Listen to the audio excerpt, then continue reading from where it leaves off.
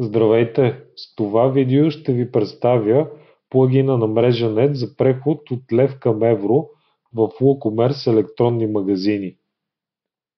Плагина адаптира WooCommerce към изискванията на Закона за въвеждане на еврото в Република България.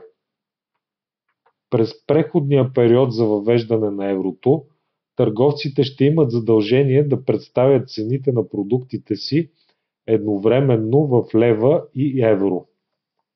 Няколко месеца преди въвеждане на еврото, цените ще се представят в основна валута лев и допълнително в евро.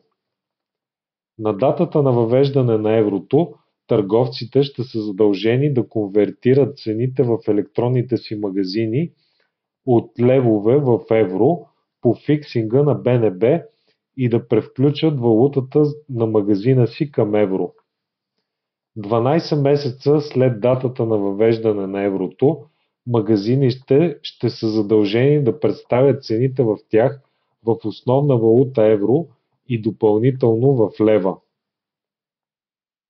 Нашия плагин дава възможност на търговците да изпълнят тези изисквания лесно от админ панела на магазина си.